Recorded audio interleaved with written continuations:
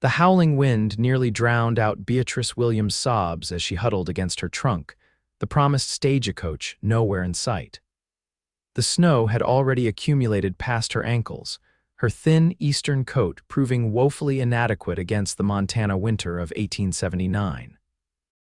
The letter in her gloved hand, now dampened by snow, contained the directions to meet her future husband, a cattle rancher she had never met but had corresponded with for 6 months. The ink had begun to blur, much like her hopes for a new beginning. Beatrice had left everything behind in Boston. Her position as a schoolteacher, her small rented room, and the pitying glances of neighbors who whispered about poor Miss Williams, 22 and still unwed. Her parents' deaths 3 years prior had left her alone, and the advertisement in the matrimonial news had seemed like Providence itself. Now, as the temperature dropped and darkness approached, it felt more like divine punishment. "I should have stayed in Boston," she whispered, her breath forming clouds in the frigid air.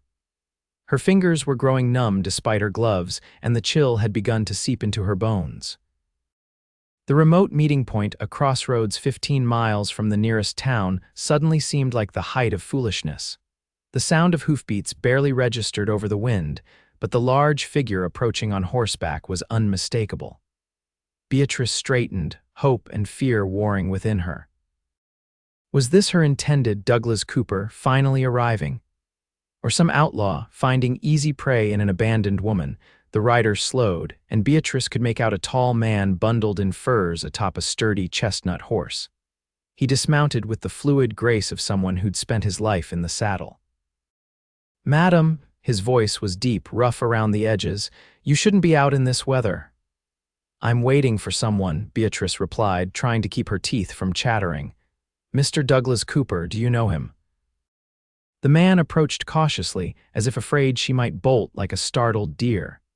He pulled down the scarf covering the lower half of his face, revealing a strong jaw dusted with several days' worth of beard. His eyes, a startling blue against his wind-reddened face, assessed her with concern. "Cooper's ranch is 30 miles west," he said, glancing at the darkening sky. "And no one's traveling in this storm, not if they value their life or their livestock." Beatrice felt her last shred of hope dissolve. But his letter specifically said to wait at the crossroads on the 15th of December. "That's today," the stranger cursed under his breath, then immediately apologized. "Pardon my language, madam. Cooper's not known for his reliability or his kindness." A gust of wind nearly knocked Beatrice off her feet. She stumbled, and the stranger was at her side in an instant, strong hands steadying her. "Name's Alexander Thornton," he said. "Scout for the cavalry at Fort Kearney, though I'm on leave now, heading to my cabin about 5 miles from here." He hesitated, then removed his heavy fur coat and wrapped it around her shoulders. The warmth was immediate and overwhelming. "You can't stay here. You'll freeze to death before morning." "I can't," Beatrice began, but her protest died as another violent shiver racked her body. "You don't have a choice, Miss Williams, Beatrice Williams. Miss Williams, I'm offering you shelter for the night, nothing more, nothing less." His eyes held hers, steady and honest. "My cabin's small but warm, and you'll be safe there until we can figure out what to do about Cooper."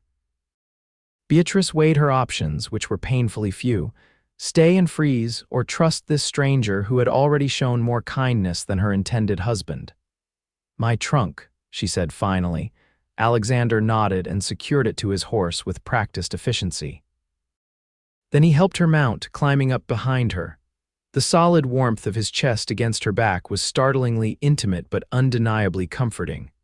"Hold on," he instructed, and they set off into the swirling snow. The ride seemed endless, with Beatrice drifting between alertness and a dangerous drowsiness. Alexander kept her awake with questions about Boston, her journey west, anything to keep her mind active. His voice, rumbling against her back, became an anchor in the white wasteland. Finally, the dark outline of a cabin emerged from the storm. It wasn't large, but smoke curled from the stone chimney, promising warmth within. Alexander dismounted first, then reached up to help Beatrice down. Her legs had gone numb, and she stumbled against him. "Easy now," he murmured, supporting her weight. Let's get you inside. The cabin's interior was simple but neat. A stone fireplace dominated one wall, the fire within casting golden light across the wooden floors. A bed stood in one corner, a table and chairs in another, and shelves lined with books and supplies covered most of another wall. A rocking chair sat before the hearth, a half-mended shirt draped over its arm. "It's not much," Alexander said, setting her trunk down, "but it's warm and dry." "It's wonderful," Beatrice replied honestly, feeling the heat from the fire beginning to thaw her frozen limbs. Alexander busied himself adding wood to the fire and putting a kettle on the hook above the flames. "Tea will help warm you from the inside," he explained. "And I've got some stew I can heat up." "Thank you," Beatrice said, suddenly aware of how disheveled she must look. Her hair had come loose from its pins and her dress was damp from the snow. "I don't know what would have happened if you hadn't come along." Alexander's expression darkened. Cooper had no business leaving a woman at that crossroads, especially in winter. He knows better. "Perhaps he was delayed," Beatrice offered, though even she didn't believe it. Alexander said nothing, but his silence spoke volumes. He poured hot tea into a tin cup and handed it to her, then served up a bowl of stew that smelled better than anything Beatrice had encountered on her journey west. As they ate, Alexander told her about his work as a scout, guiding military expeditions and mapping the territory. He'd been born in Kentucky, but had come west after the war between the states, seeking open spaces and a fresh start. "And you?" he asked. "What brings a Boston schoolteacher to Montana territory as a mail-order bride?" Beatrice stared into her tea. "After my parents died, there wasn't much left for me in Boston. Teaching paid poorly, and she hesitated. "I wanted a family of my own." Mr. Cooper's letters were kind and thoughtful. He described his ranch and spoke of wanting a wife who could help educate the children in the area. Alexander's expression remained carefully neutral. "Cooper's got a decent spread, I'll give him that, but I've never known him to care much about education." A cold feeling that had nothing to do with the snow crept through Beatrice. What kind of man is he really? Alexander sighed, running a hand through his dark hair. "Not the kind I'd want courting my sister if I had one." He met her eyes directly. "He's known to drink heavily, and he's got a temper. The last woman who kept house for him left with bruises she didn't arrive with." Beatrice set down her cup with trembling hands. "I see." "I'm sorry," Alexander said softly, "but you deserve the truth." The full weight of her situation crashed down on Beatrice. She was thousands of miles from home, her savings spent on the journey, with nowhere to go and no one to turn to. "What will I do now?" she whispered, more to herself than to Alexander. "Tonight you'll rest," he said firmly. "Tomorrow we'll figure it out together. The storm should pass by morning and we can head into Pine Ridge. It's small, but they need a teacher badly." Hope flickered faintly in Beatrice's chest. "Truly," Alexander nodded. "The preacher's wife has been doing her best, but she's expecting their fourth child and can't manage it anymore." He gestured to the bed. "You take that, I'll sleep by the fire." "I couldn't possibly." "You can and you will," he interrupted gently. "You've been through enough today." Too exhausted to argue, Beatrice accepted his offer. Alexander turned his back politely while she changed into her nightgown behind a screen he set up. When she emerged, he had already arranged a makeshift bed of blankets near the hearth. "Good night, Miss Williams," he said, stoking the fire one last time. "Good night, Mr. Thornton," she replied, sliding under the quilts of his bed, "and thank you." His smile was brief but genuine. "You're welcome." Despite her exhaustion, Beatrice lay awake for some time, listening to the wind and watching the firelight play across the cabin's ceiling. She thought of Douglas Cooper and the life she had imagined with him. Then her gaze drifted to Alexander's sleeping form, and she wondered what Providence had in mind for her after all. Morning arrived with brilliant sunshine that made the snow-covered landscape blindingly beautiful. Beatrice woke to the smell of coffee and bacon and found Alexander already dressed and cooking breakfast. "Storm's past," he announced, sliding a plate of food in front of her. "We can head to Pine Ridge after breakfast if you're feeling up to it." "Yes, thank you," Beatrice replied, realizing she was ravenous. "About yesterday, you don't need to thank me again," Alexander cut in, his back to her as he poured coffee. Actually, I wanted to ask something. Beatrice took a deep breath. If Mr. Cooper comes looking for me. Alexander turned, his expression hardening. He won't get near you, not if I have anything to say about it. The fierce protectiveness in his voice made Beatrice's heart skip. I signed a contract, she admitted. I promised to marry him in exchange for the train ticket west. A contract based on lies isn't binding, Alexander said firmly, and no judge worth his salt would force a woman to marry a man like Cooper. He sat across from her, his blue eyes intense. You have choices, Beatrice, more than you might think. It was the first time he'd used her given name, and the sound of it in his deep voice sent a strange warmth through her that had nothing to do with the fire or the coffee. After breakfast, they prepared for the journey to Pine Ridge. Alexander insisted she keep his fur coat, finding her a pair of his woolen socks to wear under her boots as well. They're clean, he assured her when she hesitated, and they'll keep your feet from freezing. The ride to Pine Ridge was vastly different from the previous night's harrowing journey. The sun sparkled on the snow, and Alexander pointed out landmarks and wildlife as they traveled. Beatrice found herself laughing at his stories and relaxing in his presence in a way she hadn't with anyone in years. Pine Ridge proved to be little more than a wide spot in the road, a general store, a small church, a saloon, and a cluster of houses and cabins spread out along a single street. But the people Alexander introduced her to were warm and welcoming, especially Reverend Jenkins and his very pregnant wife, Martha.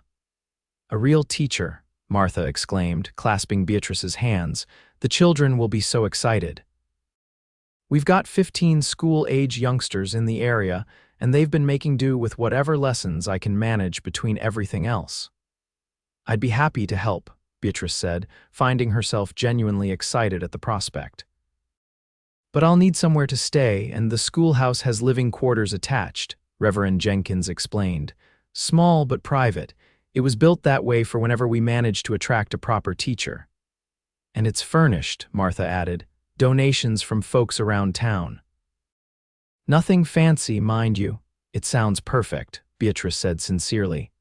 While Beatrice discussed teaching arrangements with the Jenkinses, Alexander spoke with the proprietor of the general store, a portly man named Frank Harrison. Cooper, Harrison repeated, his bushy eyebrows rising. She's lucky she didn't make it to his place. That man's gone through 3 wives already. 3, Alexander's voice sharpened. I knew about Maggie, but first one died of fever after less than a year, Harrison said, lowering his voice. Second one ran off, and Maggie was the third. Left 6 months ago with a freighter heading east. Never seen a woman so desperate to get away from somewhere. Alexander's jaw clenched. And he's still placing advertisements for mail-order brides, Harrison nodded grimly. Got the newspapers from back east delivered regular. Pays extra for it, too. He glanced toward Beatrice, who was animatedly discussing books with Martha Jenkins. She seems like a nice lady, educated too. Cooper would have broken her spirit inside a month. That's not going to happen, Alexander said with quiet intensity. Harrison studied him thoughtfully. Known you a long time, Thornton. Never seen you look at a woman the way you're looking at her right now. Alexander turned away, refusing to acknowledge the observation. She needs time to get settled, to figure out what she wants. And if what she wants is you, she doesn't even know me, Alexander replied, though the idea sent an unexpected thrill through him. She knows you saved her life, Harrison pointed out. That's a fair start. The conversation was interrupted when Beatrice approached, her face alight with excitement. They want me to start teaching next week, and the schoolhouse is lovely simple, but it has everything I need. Alexander found himself smiling at her enthusiasm. That's wonderful news, mister. Harrison, Beatrice said, turning to the storekeeper, Reverend Jenkins mentioned you might have some supplies I could purchase, pencils and slates for the children, and some personal items for myself. Indeed I do, Miss Williams, Harrison replied cheerfully. And consider your first order on the house my welcome gift to Pine Ridge's new teacher. Oh, I couldn't possibly. You can and you will, Harrison insisted, echoing Alexander's words from the night before. My youngest Timothy will be in your class, bright boy but wilder than a spring colt. You'll earn every pencil dealing with him alone. Beatrice laughed, a sound that Alexander found himself wanting to hear again. Very well, Mr. Harrison, thank you for your generosity. As Beatrice selected supplies, Alexander arranged to have her trunk delivered to the schoolhouse. He also sent a telegram to Fort Kearney, extending his leave by 2 weeks' time enough to ensure Beatrice was safely settled and Cooper wasn't going to cause trouble. By late afternoon, Beatrice was installed in her new quarters attached to the schoolhouse. The space was indeed small, just a bedroom, a tiny kitchen, and a sitting area, but it was clean and bright, with windows facing east and west to catch both morning and evening light. "It's perfect," Beatrice declared, running her hand along the simple pine table that would serve as both desk and dining table. "I can't believe how quickly everything has fallen into place." Alexander, standing awkwardly in the doorway, nodded. "Folks around here have been wanting a teacher for a long time. They're happy to have you." A silence fell between them, heavy with unspoken questions. Finally, Beatrice asked the one foremost in her mind, "Will you be leaving soon, to return to your scouting duties?" Alexander shifted his weight. "Not right away. I've extended my leave for a couple of weeks. Thought I might help you get settled, make sure you have firewood split, that sort of thing." He paused. "And to make sure Cooper doesn't give you any trouble." Relief flooded through Beatrice, followed by a warmth that had nothing to do with practicalities. "I would appreciate that very much." Alexander stayed for dinner, helping Beatrice organize her small kitchen and light the stove. They shared a simple meal of beans and bacon that he provided, along with fresh bread Martha Jenkins had sent over. "I'll need to learn to cook better," Beatrice admitted, washing their plates in a basin. "My skills are limited to what one can prepare on a small stove in a boarding house."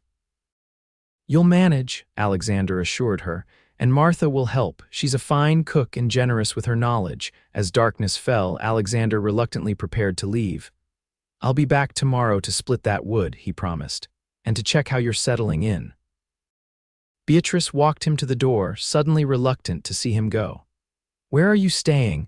Not riding back to your cabin in the dark, I hope?" "No, Harrison has a room above the store he lets me use when I'm in town."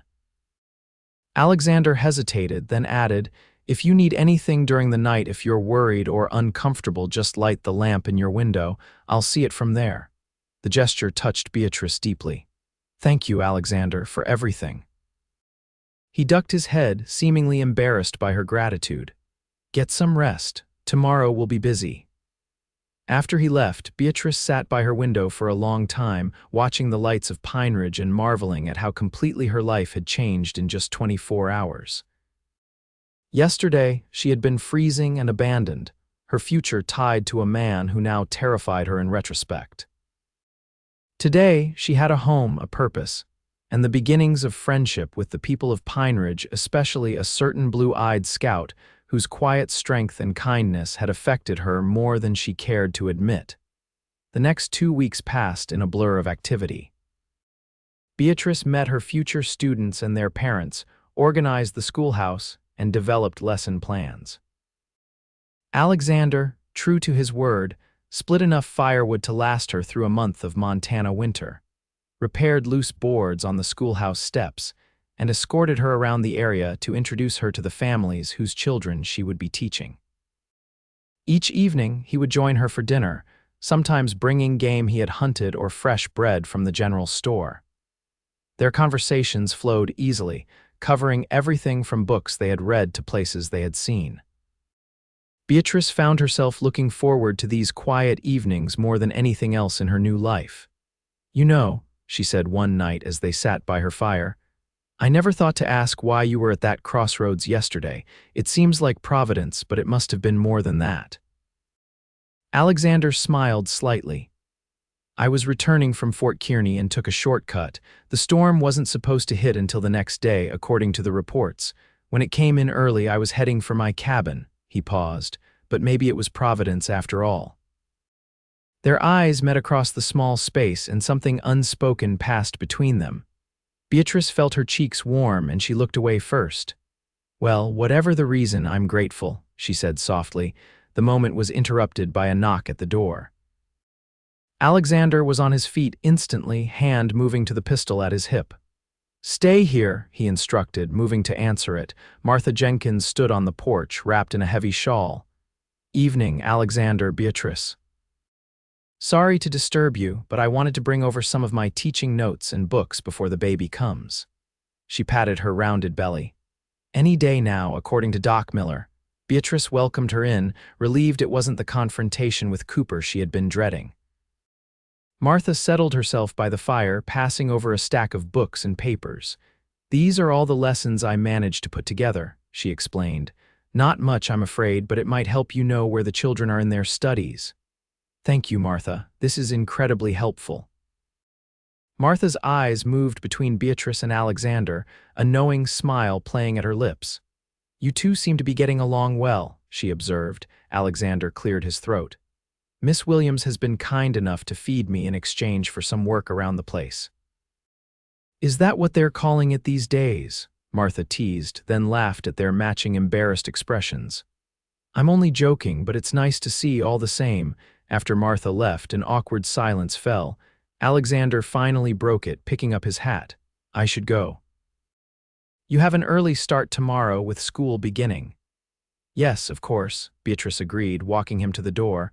"Will I see you tomorrow evening?" The hopefulness in her voice was unmistakable even to her own ears. Alexander's expression softened. "I wouldn't miss it," he promised. The next day, Beatrice was so busy with her first day of teaching that she barely had time to think about Alexander or the growing feelings she had for him. The 15 children ranged in age from 6 to 16, with vastly different levels of education. By the end of the day, she was exhausted but exhilarated.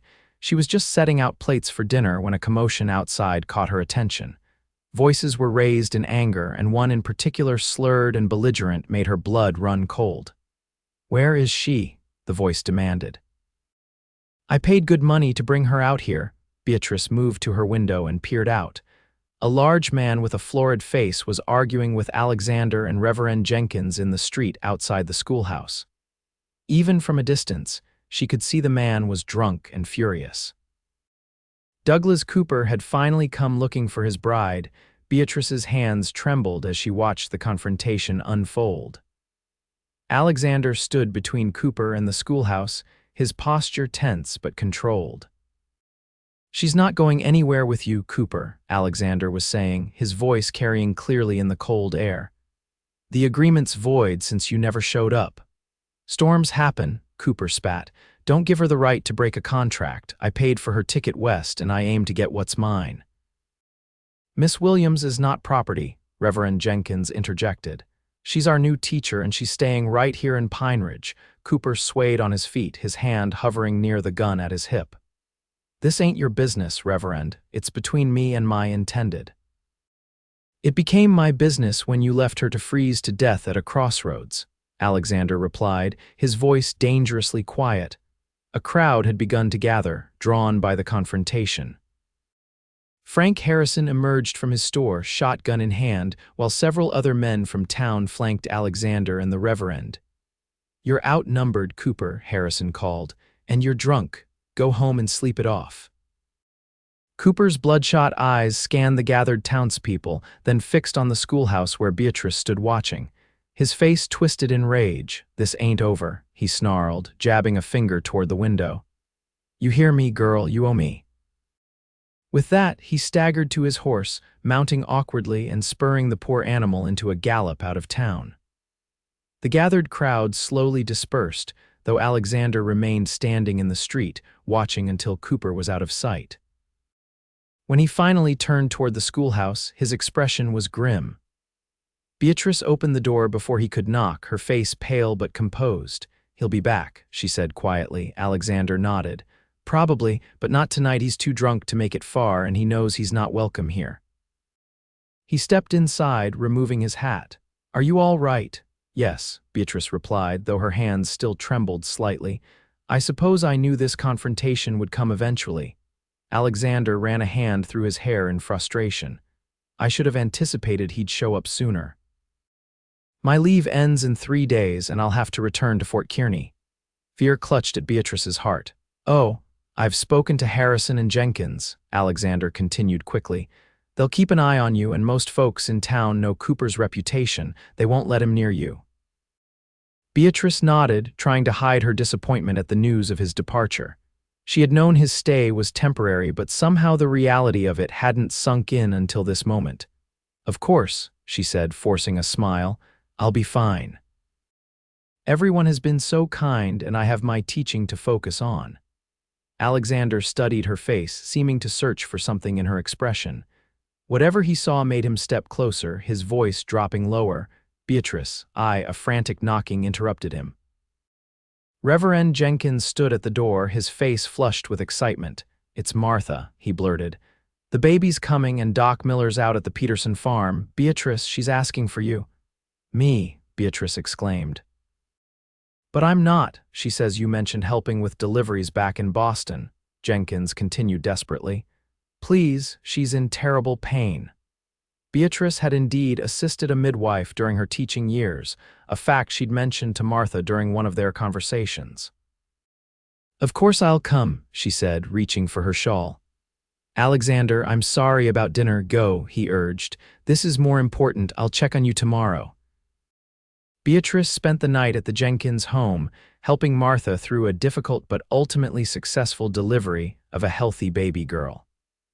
By the time she returned to the schoolhouse the following morning, she was exhausted but jubilant. She was surprised to find Alexander waiting on her porch, a basket in his hands. I thought you might be hungry, he explained, holding up the basket, and tired. Both, Beatrice admitted, unlocking her door, but it was worth it. Martha has a beautiful daughter. Alexander followed her inside, setting the basket on her table. Jenkins came by Harrison's to share the news, said you were a godsend. Beatrice blushed at the praise. I only did what anyone would do. Not anyone could have helped deliver a baby, Alexander pointed out, unpacking the basket to reveal fresh biscuits, preserves, and what smelled like ham. You're full of surprises, Beatrice Williams. His admiring tone made her blush deepen. As are you, Alexander Thornton. Not every scout would rescue a stranded woman and help her build a new life. Their eyes met, and this time neither looked away. Alexander took a step toward her, then hesitated. I meant to tell you something yesterday before Jenkins arrived, he said, his voice low and serious. My time here is almost up, but I find myself reluctant to leave. Beatrice's heart began to race. Oh, the truth is, I've never met anyone like you, Alexander continued, taking another step closer. Your courage, your kindness, your determination, they're remarkable. Alexander, please, let me finish, he said gently. I know we've only known each other a short time, and I have no right to ask this, but when my assignment at Fort Kearney ends in 3 months, I'm planning to settle permanently in this area. I have land about 10 miles from here, good land, with a creek running through it. I've been building a proper house there, not just a cabin. Beatrice hardly dared breathe, afraid to hope what his words might mean. I'm not asking for promises now, Alexander clarified quickly. Only that you might consider getting to know me better when I return, perhaps allowing me to court you properly. Joy bubbled up in Beatrice's chest, so intense it was almost painful. I would like that very much, she whispered. Alexander's smile transformed his usually serious face, making him look younger and almost boyish. Truly, truly, Beatrice confirmed, smiling back. I find myself quite reluctant for you to leave as well. The distance between them had narrowed to mere inches. Alexander's hand rose hesitantly to touch her cheek, his calloused fingers surprisingly gentle. May I? He asked, his gaze dropping to her lips. Beatrice nodded, and Alexander bent his head to place a soft, tentative kiss on her mouth. It was brief and chaste, but it sent warmth flooding through her entire body. When they parted, Alexander's eyes were darker, his breathing slightly uneven. I should go, he said reluctantly. You need rest, and if I stay... Beatrice nodded, understanding his meaning. Will you come back this evening? For dinner? Wild horses couldn't keep me away, he promised. The next 2 days were bittersweet for Beatrice. She threw herself into teaching during the day, delighting in her students' progress and enthusiasm. In the evenings, Alexander would join her, and they would talk for hours. learning about each other's pasts and dreams for the future. On his last night in Pine Ridge before returning to Fort Kearny, Alexander brought a special dinner: venison steaks, potatoes, and even a small cake from Harrison's store. A celebration, he explained as they ate. For your successful first week of teaching and for us. Beatrice smiled, savoring both the food and the moment. Will you be able to write while you're at Fort Kearny? As often as I can, Alexander promised. Though the mail can be irregular, but nothing will keep me from returning in 3 months' time. After dinner, they stood on her porch, reluctant to say goodbye despite the late hour. The night was clear and cold, stars blazing overhead in a velvet sky. It's beautiful here, Beatrice murmured, gazing upward, so different from Boston.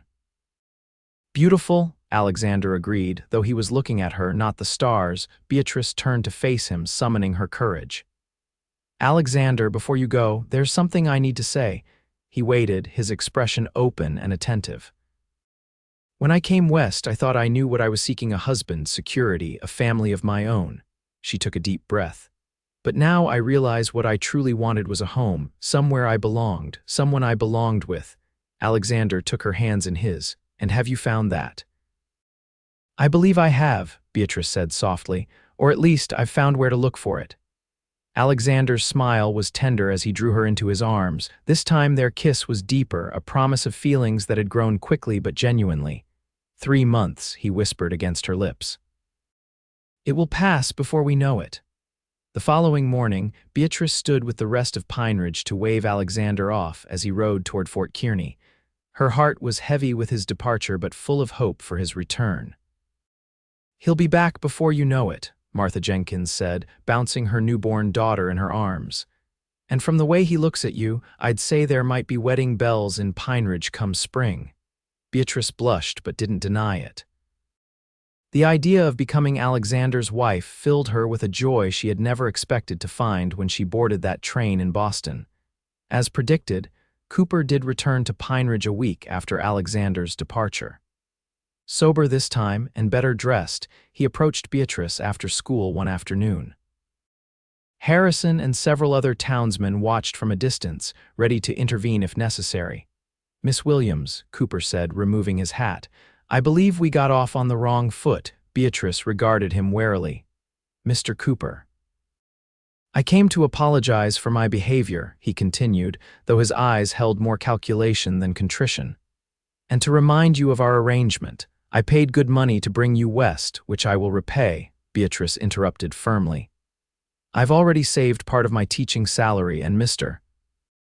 Harrison has agreed to advance me the rest against future earnings. Cooper's face darkened.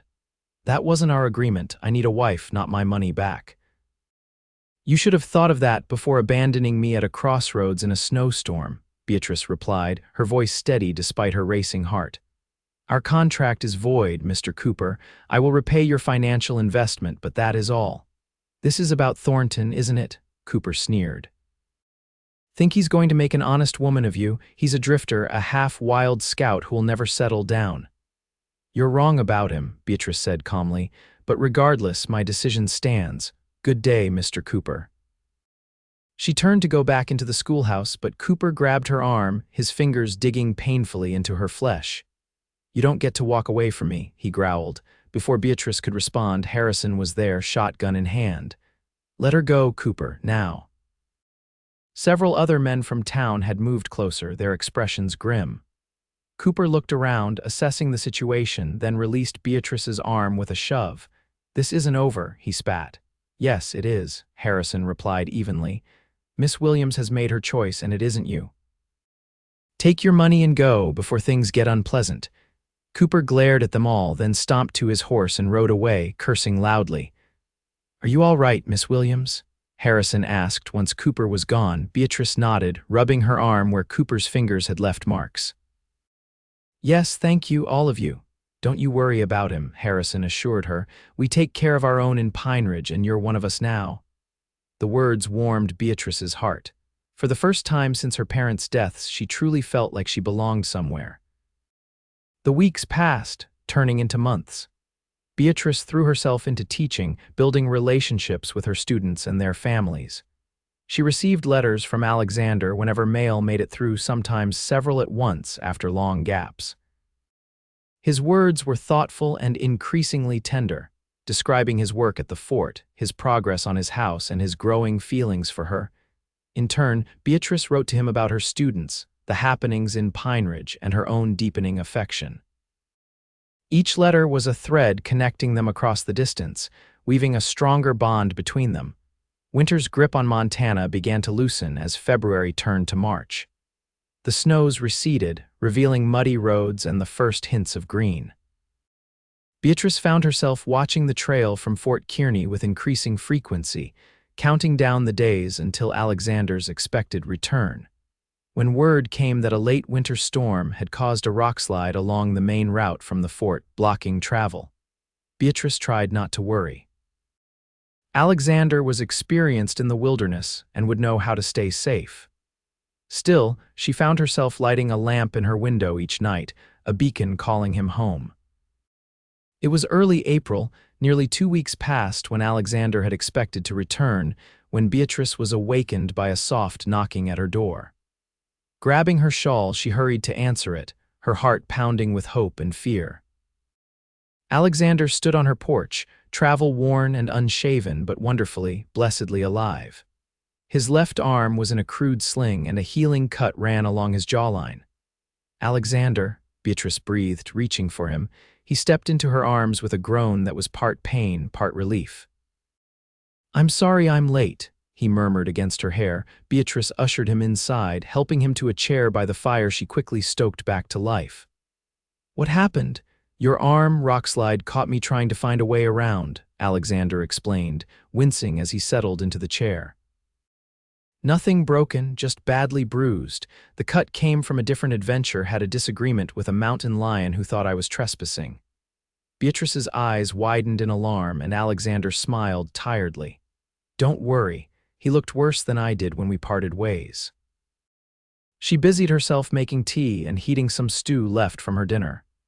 As Alexander ate, he told her about his journey, the storm, the blocked passes, and the long detour he'd been forced to take. "I was afraid you might think I wasn't coming back," he admitted, watching her face. Beatrice shook her head. "I knew you would return if you could. I just prayed you were safe." Alexander set aside his empty bowl and reached for her hand. "Beatrice, these past 3 months have been the longest of my life. Every day away from you felt wrong, like I was moving in the opposite direction of where I should be." He shifted in his chair, grimacing slightly at the movement. "I had planned to do this differently, to bathe and shave and put on clean clothes first, at the very least." Before Beatrice could ask what he meant, Alexander was awkwardly lowering himself to one knee before her, still holding her hand in his.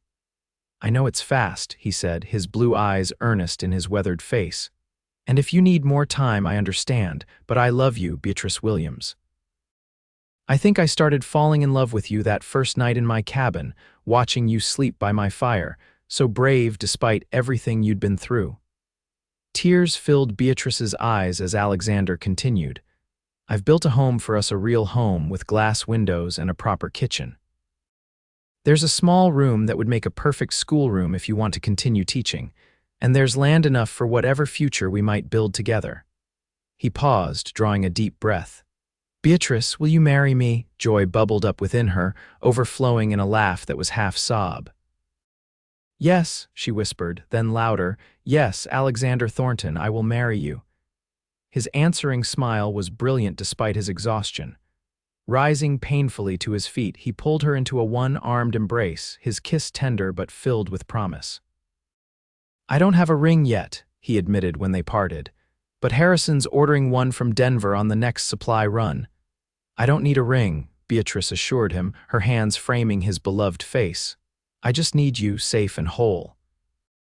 They were married 2 weeks later in Pine Ridge's small church, after Alexander had recovered from his journey and Beatrice had completed the school term. The entire town turned out for the celebration, filling the church and spilling onto the street outside.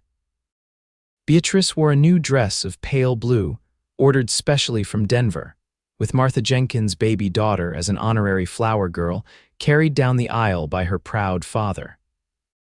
Alexander, cleaned up and dressed in the finest clothes he owned, watched Beatrice approach with an expression of such awe and love that several of the town's women were seen dabbing at their eyes. "Dearly beloved," Reverend Jenkins began, beaming at the couple before him. "We are gathered here today to witness the union of two souls brought together by providence and a snowstorm." Laughter rippled through the congregation, and Beatrice and Alexander exchanged smiles, remembering that fateful night that had changed both their lives. Their vows were simple but heartfelt, promising love, faithfulness, and partnership through whatever life might bring. When Alexander slipped the gold band onto Beatrice's finger arrived just in time from Denver, his hands were steady despite the emotion visible in his eyes. "I now pronounce you husband and wife," Reverend Jenkins declared. "Alexander, you may kiss your bride." The kiss was brief but tender, mindful of their audience yet filled with the promise of more to come. As they turned to face their friends and neighbors, Beatrice felt a sense of rightness so profound it brought fresh tears to her eyes. This was her home. This was where she belonged. Not because of a contract or a desperate gamble on a mail-order marriage, but because she had found love in the most unexpected place, wrapped in the furs of a stranger during a Montana blizzard. The celebration continued at Harrison's store, cleared of merchandise for the occasion and decorated with early spring wildflowers and ribbons. There was dancing and feasting, with everyone contributing what they could to the wedding supper.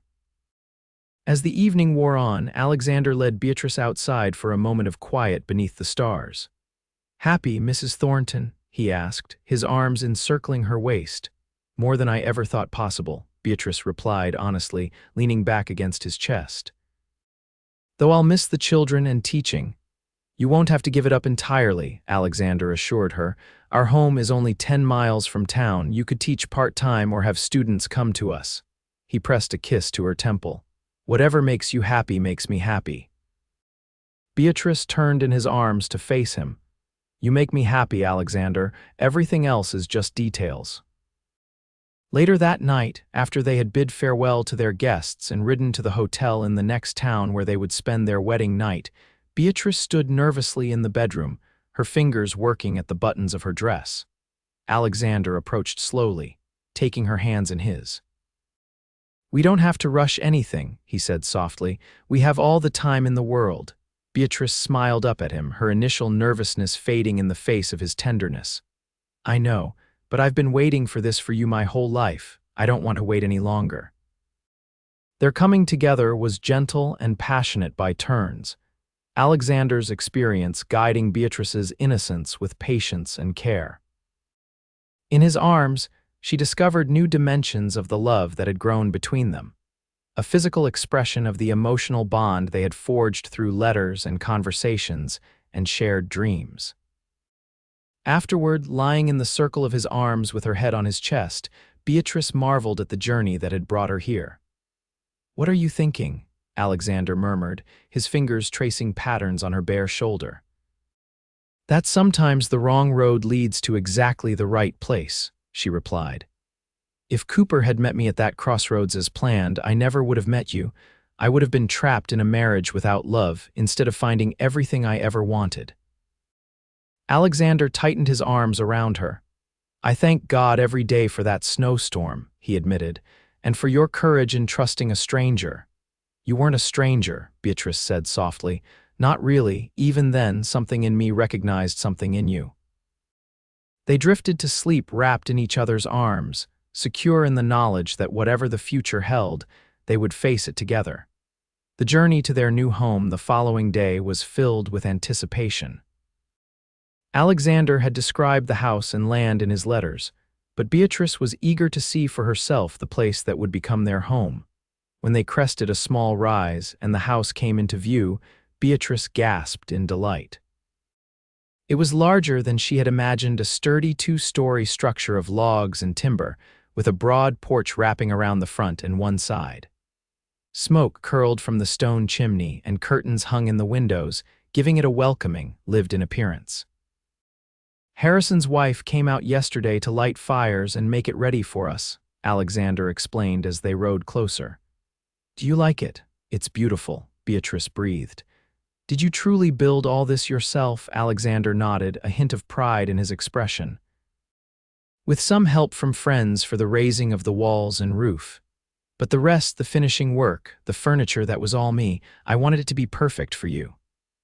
As they dismounted in the yard, the front door opened, and a large brown and white dog bounded out to greet them, barking excitedly.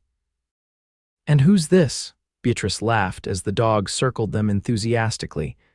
"This is Ranger," Alexander replied, scratching the dog's ears. "He's been watching the place while I was away. I should have mentioned him in my letters. I hope you like dogs." "I love them," Beatrice assured him, kneeling to greet Ranger properly. The dog immediately licked her face, making her laugh again. Alexander watched them with a smile, then offered Beatrice his hand. "Ready to see your new home, Mrs. Thornton?" Taking his hand, Beatrice rose to her feet. "Lead the way, Mr. Thornton." The interior of the house was even more impressive than the exterior. The main floor consisted of a large, open space combining kitchen, dining, and living areas, with a massive stone fireplace as its centerpiece. A small room off to one side had been outfitted with bookshelves and a desk, the schoolroom Alexander had promised. Upstairs were 2 bedrooms and space for more to be added if needed. Throughout the house were touches that spoke of Alexander's thoughtfulness, a rocking chair by the fire like the one in his cabin where they'd first met. Shelves filled with books he'd collected knowing her love of reading, and a small piano in one corner. "The piano was my mother's," Alexander explained when Beatrice ran her fingers over the keys in surprise. "It's been in storage in Denver for years. I had it brought up last month. Harrison nearly killed me for making him transport it over these roads." "It's wonderful," Beatrice said, deeply touched by the gesture. "I haven't played in years, but I'd love to learn again." "I thought our children might like music in the house," Alexander said casually, though his eyes watched her reaction carefully. Beatrice's heart swelled at the thought. "Our children," she repeated softly. "Yes, I think they would." That evening, they sat on their porch watching the sunset paint the distant mountains in shades of gold and purple. Ranger lay at their feet, occasionally raising his head to scan the surrounding landscape before settling back to sleep. "It's so peaceful here," Beatrice observed, her head resting on Alexander's shoulder. "It is now," he agreed, "though I suspect it won't always be once we start filling those extra bedrooms." Beatrice smiled at the thought. "How many children do you want?" "As many as you're willing to give me," Alexander replied honestly. "I grew up an only child after my brother died in the war. I always wanted a large family." "I'd like that too," Beatrice said, thinking of the loneliness she'd felt after losing her parents. "A house filled with laughter and chaos and love." Alexander kissed her gently. "That's what I want to give you, Beatrice. A lifetime of love and a home that's always warm and welcoming, just like you gave me that first night in your schoolhouse." As darkness fell and the first stars appeared overhead, Beatrice thought about the journey that had brought her to this moment. The advertisement in a Boston newspaper, the long train ride west, the terrifying hours alone in the snow, all leading to this man, this house, this life that was more perfect than anything she could have imagined. "What are you thinking?" Alexander asked, echoing his question from the night before. Beatrice smiled up at him, her heart full to bursting. "That sometimes the greatest blessings come disguised as misfortunes," she replied, "and that I wouldn't change a single step of the path that led me to you." As spring gave way to summer, Beatrice and Alexander settled into the rhythms of married life. They planted a vegetable garden and tended the small herd of cattle Alexander had started. Twice a week, Beatrice rode into Pine Ridge to teach, having arranged with Reverend Jenkins to continue part-time while a new full-time teacher was sought. Word came in late summer that Douglas Cooper had left the territory, heading north to try his luck in the gold fields of Canada. The news lifted a weight from Beatrice's shoulders that she hadn't fully acknowledged was there. "He's gone for good," Alexander assured her when she shared the news. "And even if he weren't, you're a Thornton now. No one would dare try to claim you." The protective fierceness in his voice made Beatrice smile. "I know. I'm not afraid anymore, not with you." By autumn, their happiness was complete when Beatrice discovered she was expecting their first child. Alexander's joy at the news was boundless. He lifted her in his arms and spun her around until they were both dizzy with laughter. "Careful," Beatrice admonished, though she was laughing too. "You'll make me ill." Alexander set her down immediately, his expression contrite. "I'm sorry." "I'm just so," he broke off, overcome with emotion. "I know," Beatrice said softly, placing his hand on her still flat stomach. "So am I." As winter approached again, Alexander insisted on making preparations far beyond what seemed necessary, stockpiling firewood, filling the root cellar with preserves and potatoes, even arranging for Martha Jenkins to stay with them near Beatrice's time in case the spring thaw made the roads to town impassable. "You're being ridiculous," Beatrice told him fondly as he brought in yet another load of firewood. "The baby isn't due until May. The snow will be long gone by then." "I'm not taking any chances," Alexander replied stubbornly. "Not with you and our child." Beatrice understood his protectiveness stemmed from the memory of finding her nearly frozen at that crossroads a year earlier. It was a memory that still haunted him sometimes. She would wake in the night to find him holding her tightly, as if afraid she might disappear. On the anniversary of their meeting, the day Alexander had found her in the snow, they bundled up warmly and rode to his old cabin. It stood empty now, but Alexander kept it maintained as a shelter for travelers or hunters who might need refuge. "It looks smaller than I remember," Beatrice observed as they stepped inside. "It was never very big," Alexander agreed, lighting the fire he had laid in preparation for their visit. "But it kept us warm that night." They shared a simple picnic lunch on the floor before the fire, reminiscing about those first days and marveling at how far they had come. "Did you know then?" Beatrice asked, leaning against Alexander's chest as they watched the flames. "That first night, did you have any idea what we would become to each other?" Alexander's arms tightened around her, his hands resting protectively over the gentle swell of her stomach where their child grew. "Not consciously," he admitted, "but I think my heart knew. I'd never felt such an immediate need to protect someone, to care for them." He pressed a kiss to her temple. "What about you?" Beatrice smiled, remembering. "I thought you were the most honorable man I'd ever met. After the fear of freezing and being abandoned, the safety I felt with you was overwhelming." She turned her head to look up at him. "I think I started falling in love with you that very first night, watching you sleep by the fire." "We've come full circle then," Alexander murmured, his voice thick with emotion. "From strangers brought together by a storm to a family about to welcome a new life." As they rode home in the fading winter light, Beatrice found herself filled with gratitude for the twists of fate that had led her to this moment: the advertisement in a newspaper, a missed connection, a snowstorm, and a scout wrapped in furs who had changed her life forever. Spring arrived early that year, the snows melting to reveal a landscape bursting with new life.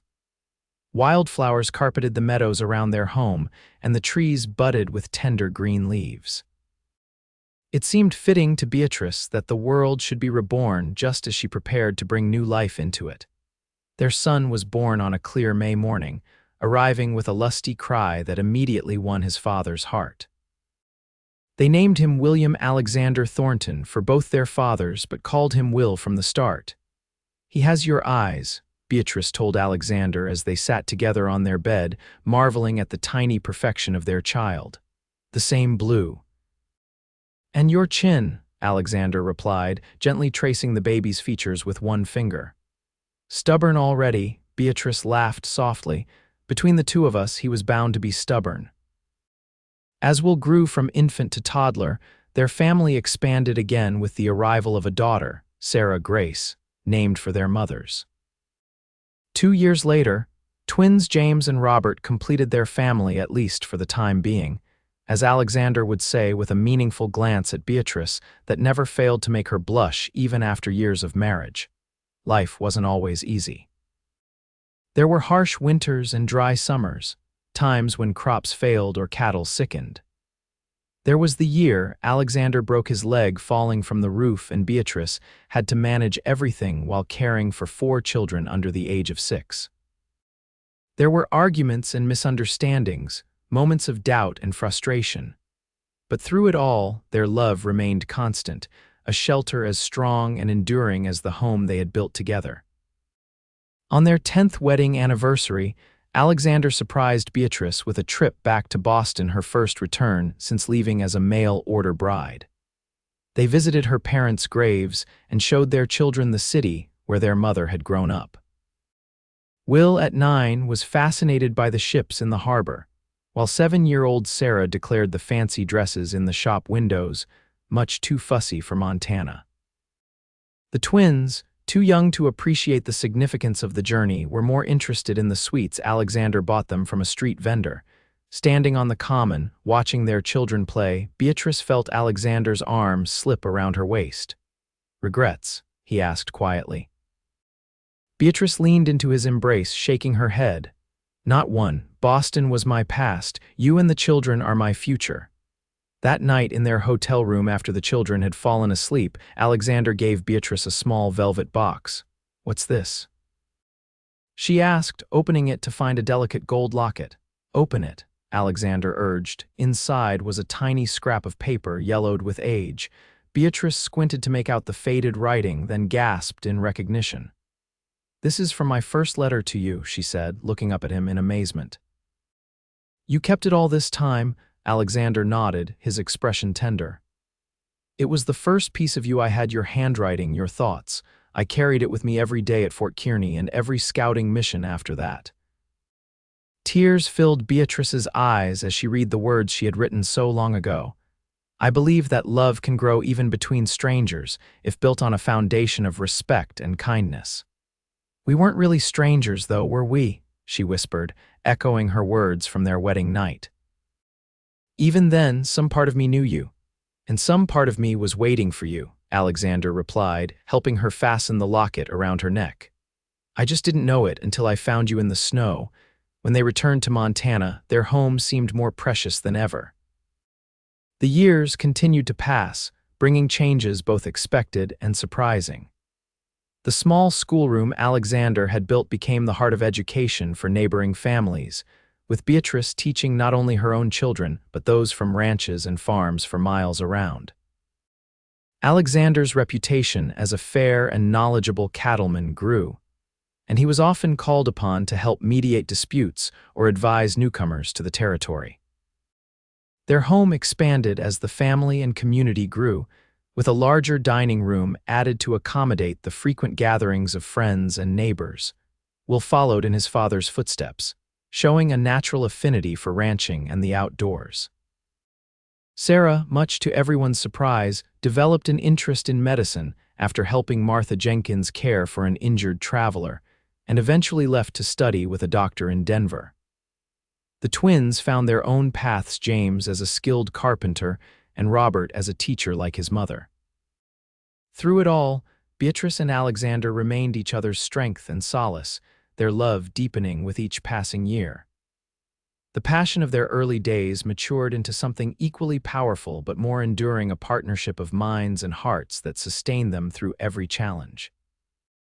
On cold winter nights, they still sometimes spoke of that first meeting of a mail-order bride left in the snow and the scout who wrapped her in his furs. Their grandchildren begged for the story, finding it more romantic than any fairy tale. "And then what happened, Grandpa?" they would ask, eyes wide with wonder. Alexander would glance at Beatrice, his blue eyes still capable of making her heart skip even after decades together, and smile. "Then," he would say, taking Beatrice's hand in his, "we lived happily ever after," and they had. Not without struggle or sorrow, but with a love that had begun in the most unlikely of circumstances and grown into something neither could have imagined that snowy December day in 1879. Sometimes Providence works in mysterious ways, Beatrice thought as she watched her family gathered around the fireplace in the home she and Alexander had built together. Sometimes the wrong road leads exactly where you're meant to be.